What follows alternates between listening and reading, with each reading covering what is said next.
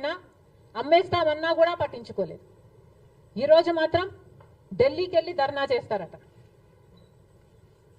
మీ కార్యకర్తను చంపేస్తే ఢిల్లీకి వెళ్ళి మీరు ధర్నా చేస్తున్నారే, మరి మీ సొంత చిన్నాన్నను చంపేసినప్పుడు మీరు ఢిల్లీలో ఎందుకు ధర్నా చేయలేదు న్యాయం కోసం? జగన్మోహన్ రెడ్డి గారు సమాధానం చెప్పాలి. ఒకవైపు ఇక్కడ అసెంబ్లీ జరుగుతుంది. అసెంబ్లీ జరుగుతున్న సమయంలో మీరు అసెంబ్లీలో ఉండకుండా ఉండే ధైర్యం మీకు లేక ఇలా సాకులు వెతుక్కొని మీరు ఢిల్లీ వెళ్తామంటున్నారే, అంటే అసెంబ్లీలో ఏ బిల్లు ప్రవేశపెట్టినా అది ప్రజలకు వ్యతిరేకమైన అది పాస్ అయిపోవాలనా? మీరు ఉన్నదే 11 మంది. కనీసం ఆ బిల్స్ మీద డిస్కషన్ మీకు అవసరం లేదా? మీరు కొట్లాడాల్సిన అవసరం లేదా? ఏం ఆలోచన చేస్తున్నారు జగన్మోహన్ రెడ్డి గారు?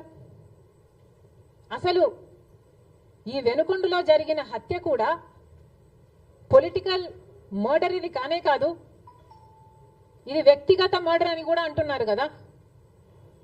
మేము ఏదో సాక్షి మీడియానో లేకపోతే టీడీపీ మీడియానో పట్టుకొని మాట్లాడటం లేదు.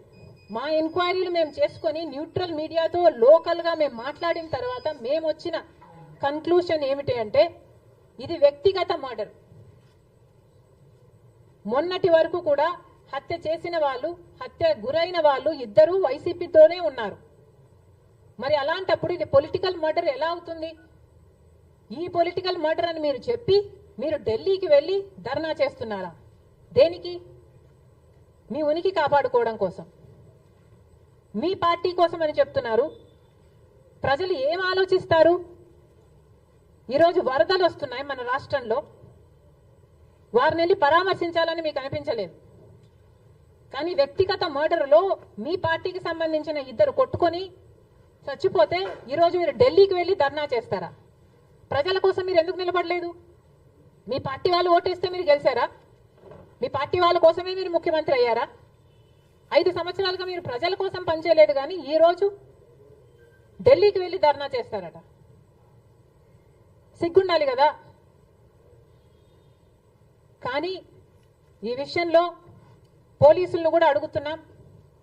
నడి రోడ్డు మీద ఇలా హత్యలు చేసుకుంటుంటే పోలీసులు ఏం చేస్తున్నారు? ఆంధ్ర రాష్ట్ర పోలీసులుగా మీ బాధ్యత కాదా లా అండ్ ఆర్డర్ మెయింటైన్ చేయడం? ముఖ్యమంత్రి గారు, డిప్యూటీ ముఖ్యమంత్రి గారు చంద్రబాబు గారు, పవన్ కళ్యాణ్ గారిని కూడా ప్రశ్నిస్తున్నాం. మీ హయాంలో నడి రోడ్డు మీద ఇలా మర్డర్లు జరిగితే మీరు బాధ్యులు కారా? మీకు ఆపాల్సిన బాధ్యత లేదా?